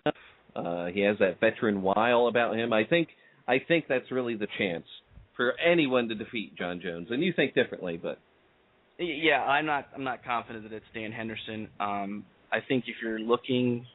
I think you want to look down the road a little bit and look towards someone like Alexander Gustafsson, who's an up-and-comer. But he is not ready yet. So, I'm thinking two or three title fights down the line that Gustafsson can be a challenger. But right now, I don't know. Well, it did come out earlier this week that Henderson wasn't looking for the H-bomb. He was looking for winning the rounds. Do you think that's a smart way for him to go? That's probably a good way to go. I think that's actually a fairly good strategy if you're going to try to win this round, is try to, for lack of a better term, lay and pray. Yeah. And, of course, I think Henderson can do that because his last fight was a 5-round war against the aforementioned Rua. Right. Yeah, I mean, I think that that's a good strategy. You know, I think, I said it a couple weeks ago. John Jones is a very good wrestler, but he's not an Olympic caliber wrestler. And if Henderson can manage to get that takedown and keep his cardio up and last for 5 rounds, and can just put his body on Jones, keep him down, put his weight on him, and wear him down. And to your point, win rounds. Yeah. He's got to win 3 rounds, and he's got to. You think about it. If I'm going into that fight and I'm taking that strategy, I'm winning the first 3 rounds, and then I'm doing everything in my power not to get a 10-8. Yeah. Yeah, definitely. So, I think that's a viable strategy. Whether or not it's a probable win is still questionable. He did have a little trouble that 5th round against Tua. He was completely dominated that round. I scored it at 10-8, so. Yeah, exactly. And that's what would concern me. I mean, and even if you can't keep it away from a 10-8, you still got to avoid Jones's submissions and striking for that period. That's 10 minutes you gotta last, assuming you've won the first 3 rounds to start with. I'd agree. Now, we already talked last week about Belcher and some fights coming up. What big fight are you looking forward to coming up? Well, I think there's a couple fights coming up that I think are pretty good. One is the lightweight championship that will be fought not this weekend, but I believe it's next weekend. Benson Henderson versus Frankie Edgar. Yeah, that's at 150. I'm sorry. 151 is Henderson. But go ahead. That should be a great fight on paper. I think those are some. I mean, obviously, it's a lightweight championship fight. If Edgar manages to win again, I think that's. Do we get another trilogy? I don't know. I hope not. I hope not too, because I really do. I'm really kind of getting sick of it. But I mean, I still like Frankie. I think he's a great fighter. I think Ben just brings us a different level of athleticism that he doesn't have. Edgar has gotten along by being a scrappy fighter and just a tough guy to put away. And Henderson just brings that level of athleticism that's just difficult to do it. But. Now, Dan, I believe you have a question. I was just wondering, I've been watching, I've been keeping an eye on, because my girlfriend's been watching the Olympics a lot. Do you think there's a place for it, and do you think MMA or that type of fighting will ever be an Olympic sport? And does it have a place in the Olympics with all the other, there's judo, and do you think there's a place for it? I'll field it first. I think there definitely should be a place as it rises in popularity worldwide. In Brazil, it's a huge sport. Japan, it's a huge sport. America really catching on a little slower, quite frankly. Canada, it's a huge sport. I think it would be, if you think about the Olympics, the Greco-Roman wrestling, and freestyle wrestling, that sort of thing, it's a perfect fit. The only thing you would have to, it wouldn't be a cage, I don't think. I think they would actually do it in a ring, like they do in Japan. Yeah, like they do in Japan. And most of their MMA fights are in rings. So I think that would be one thing. You have to talk about whether it's a cage, whether it's a ring, judging, if it's going to be like the Japanese way, or if it would be, the unified rules that's used in North America, that sort of thing. But Omega, what do you think about that? Well, as is our custom, I'm going to disagree with you. Oh, my God. You think about MMA, you think about the striking aspect of MMA and the damage that gets caused in these rounds. I don't think you can have a tournament, certainly with that level and that number of participants, that you can have good fights over a 2-week span. I think you got too much of a chance for injuries. I think you've got too much of a chance, just having people that just cannot do that for 2, 3, 4 fights in a row within a 2.5 week time frame. Mm-hmm. It's not the type of sport that really lends itself to that type of format in the Olympics. Now, what you could see, and I think could be an Olympic sport, is something like Brazilian Jiu-Jitsu. Yeah, where where the injuries are a lot less. There's scoring that can be made, and there's less of a chance that the person who wins the fight will be unable to continue. Fair enough. Interesting. I've just been wondering, because there's all this other weird stuff that kayaking. There's all this handball. Kayaking. Not what I thought handball was. There's all these different things that I, quite frankly, either forgotten were in the Olympics or just never noticed before. And I'm like, MMA would be much more interesting here in this spot. But that's just, and I don't mean disrespect to any of the athletes. Kayaking, man. Don't knock handball. All right, one, Dirk Nowitzki. All the time. Dirk Nowitzki was almost a professional handball player. Two, you might remember an NFL quarterback by the name of Jake Plummer, handball player. Enough said about that. Yeah, I'm a professional handball player.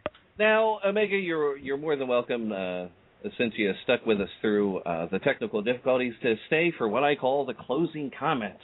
Yeah. Thanks. So we started out with a French interruption. That was so awesome. Now, Mark, what do you feel about this series of interviews that we're going to have with Mr. Ooh La La? Well, he's had such an expansive career, and I'm really looking forward to when we get to the point where he's run out of wrestling stuff to talk about and really just starts listing things in his house. That should be in a couple years, yeah. He was telling us a story about somebody I know that I'm interested to hear the full story about off air. So, things like that I'm really interested to get into. But honestly, just really, if you go back and listen to the beginning of the show, and him talking about Bam Bam Bigelow, just, I don't know, that just kind of cracks me up. That, like, here's Bam Bam Bigelow. We all know Bam Bam Bigelow. And Mr. Ooh La La's driving him to the market in a Volkswagen. And he just fit in the Volkswagen. Just picture that whole, like, picture those two gents getting out of a Volkswagen Rabbit and then walking into your supermarket together. I'm getting out of the way. Here, I think you want this milk. I don't think you do, but you take it. Another thing that I think is absolutely awesome that happened tonight was fan mail, the ongoing segment that we have with Robert Knight. Now, again, very controversial, ripping the lid right off that controversy they have with the Monster Factory. I would like to know how a building writes an email. The building's kind of like the evil kid. I think it was more or less a in care of the Monster Factory. Oh, thank you for explaining that, Dean. You know, that's what I think. I appreciate that. I assume that much like in Knight Rider, there's an evil Robert Knight running around with a white leather jacket and a goatee that drives a building. The evil Robert Knight. I feel like that's a much better plot line. I like that plot line. It's awesome. Now, where our problem started was with Chris Wylde, but a great interview. He explained pretty much where he's coming from after that Wargames. Now, Dan, you were a big fan of the Wargames. How do you feel about Chris Wylde and what he had to say here tonight? Leading up to it, he had a lot of things that he cleared up without even us having to ask questions. Yeah. I did not, and quite frankly, there is a lot of stuff going on in a Wargames match. I did not see the bag get thrown into the ring, so I did not know that Blackheart was the one that actually brought the fire to the ring.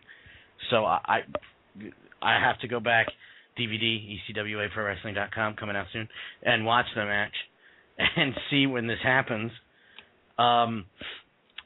And again, we just touched on it because I mentioned it, but this is, quite frankly, wrestling history. They are unifying two titles, and I think more important for indie wrestling, especially in the area, in the Northeast area, than the I can't talk tonight, man. I'm so sorry.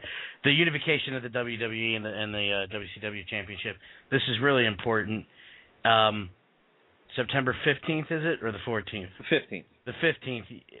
If you have not gone and you listen to this show and you keep hearing us say, hey, go, it's 15th. You got to get there.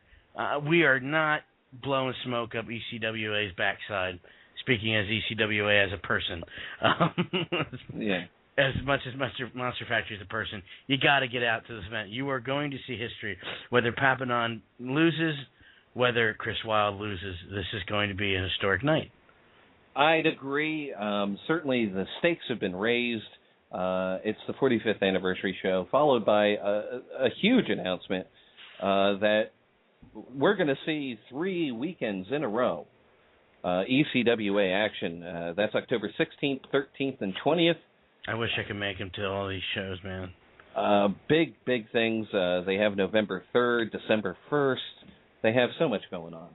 Big things coming for ECWA. Now, at 45 years, in the midst of all that happened in wrestling, like all the stuff you've seen on TV, this company has chugged along, and their 45th anniversary this year. That's incredible. Certainly is. And they started, the Super 8, the K-Cup. They do a lot of innovative things, and they really don't get the credit that's due to them. Frankly, they don't have a TV deal. They don't have anything like that. They have 3 or 4 goons that talk about them every once in a while on a podcast. And now, do you think that a TV show would do more harm than good to a company like that? This is a discussion that I've had with Joe off the record, and he feels that when you do that, you have to start giving paper tickets, basically comping people to make it look like it's filled. I don't see the problem if you show people that there's 200 people in a building. I don't know what the problem is with that, but he's afraid of giving out tickets, and that's what causes a decline in some indies that start doing that. If 5 people show up or 500, I think it. But if the quality's good, but they're worried about how it would look on, television. Yeah. So, whatever. Omega, what do you think about that? Paper and tickets. Yeah, I tend to think it's it depends on how much revenue they're going to get from a TV show. If they're not going to get enough revenue from a TV show to offset the loss of revenue from papering of tickets, I think it's you're just setting yourself up for financial failure. Channel 19 WDTW Wilmington. Yeah, I mean it's, but if you're on a local station with on a, call it a Sunday morning, like I see some independents on, I don't see a problem with it. If you're an independent and there's only 75 people there, well, everybody knows you're an independent. But if you like to your point, put on a good product, maybe you get more people to come in and be paying customers later. Yeah, that's how I feel. Because I really, and I'm not just saying this to whatever, but ECWA, the product they put on month after month, is A+ quality. Even their worst show, and I'm not going to name it, but even what I felt was their worst show is better than most of the other stuff I've seen this year. And that says a lot. And every weekend I'm somewhere. Sometimes 2 times. Twice on Sunday. I went to Sports Fest. I felt like going twice on Sunday. Ask Brian next time you talk to him. My God, out there for 13 hours. I'd rather talk to... Never mind. Oh, stop it. You No, I was going somewhere else with that. Never mind. Oh, okay. No, I was not. I know where you're going. Thank you. Yeah. I know where you're going. Back off, Jack. Okay, I just thought. And then, of course, we had the debut of Ricky, the model Martinez of MMA. Now, hashtag overdone. Yes, but Mark, how do you feel about Ricky, the model Martinez? You guys had a good thing going there, I thought. Me and him kind of like the odd couple, like gorgeous, really fancy looking dude, fat guy with a beard, like. Don't talk about him like that. I see what you did there, but it's not a Papadon thing. So he knows that I like him. We're gonna high five later. It's gonna be awesome. I think, and then he's gonna wipe his hands clean with some Purell, but still I'll get that high five. And then he's gonna hit me in the face with it. Perrier, maybe he would wipe his hands clean. You know what? He is good. He's quick. I really think so. Great talker. I think give him a couple years, and I don't know. You could be hearing things from Ricky the Model Martinez. Say we knew him when. Yeah, and he'll completely forget about Hell in a Cell Talk Radio. Who? He'll be like, you guys got to take that down. The hashtag guys. Yeah, the hashtag guys. I don't know what that means. Hashtag cease and desist. Hashtag lawsuit. Oh, man. You know what? It started out as a forum, in a hidden forum on Rotten Tomatoes. Omega Squad, you were there. I was there. Started out me, you, and Elegy, actually. And look what it's become. Not only was it a forum, but it was a hidden forum. Look what it's become. We hid it. We didn't have a way to advertise. Yeah, I get it. Now, there's a way. You should open that forum back up. No, you know what? Just go to the ECW Facebook page. It's entertaining. That's enough entertainment for a lifetime. Yes. There. Now, our bits are second to everyone. And we also had Ryan Big Burgundy chime in with Jersey Shore Championship Wrestling. Big things coming from them. On a scale from 1 to 10, how was the show? Overall, I'd give it 7.5. Oh, it's not bad. 7.5. First two matches were great. Niles Young, who we will be getting soon on the show, was in the first match. You know, the he's just average guy, Mark? Oh, I knew who he was. Okay, just making sure. Just that's why I wasn't really that excited. You sold that, my friend. Now, he was involved. Great match. Where's that one? Mia, anytime you get to see Mia Kim and Mia Yim, and Kimberly, that's just a treat. And the main event was off the hook. So I said it, off the hook. Now, the websites you can check out, Dan's already said, ECWAProWrestling.com. Of course, check out NMRWrestling.com. And check out JSCW.US. Now, that is Jersey Shore Pro Wrestling. They have a show coming up September 8th. So if you're in the Manahawkin, New Jersey area, check it out. Mr. Olala, you can find on Twitter under @Mr. Olala. Robert Knight, of course, Robert Knight _ Chris Wylde is the Chris Wylde. And Ricky Martinez is Ricky Model Pro. Now, you can find me at Folsom County. You can find Mark at Go Thompson.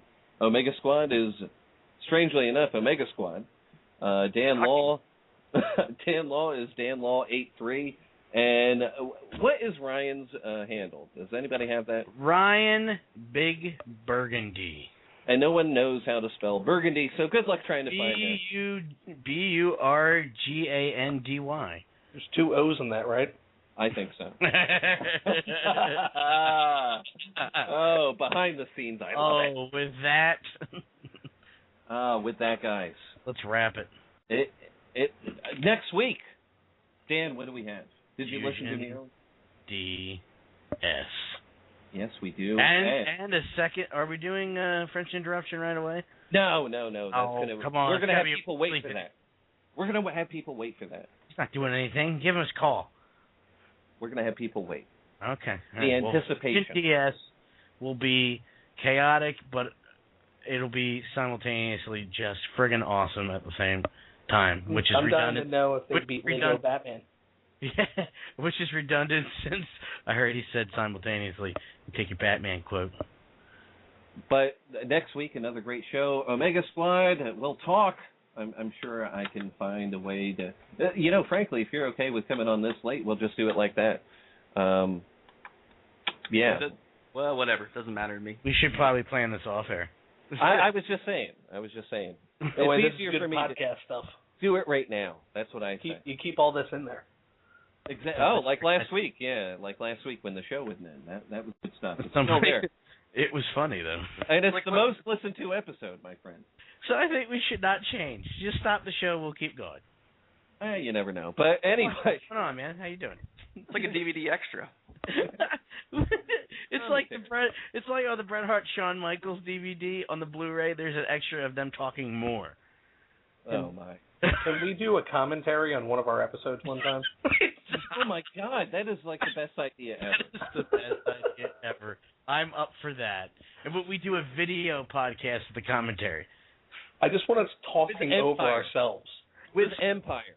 Yeah, dude. We do it live from Brownies. No, not live from Brownies. We're drinking Mad Dogs at my place. All right. I can get them super cheap at work, At the radio station? No, the other job. I know the other job. Thank you. You know the one that I want to knock wine down in the aisle. Okay, for Double D. Yeah, we had just a cast of characters. The hell with them all. We'll see you next week.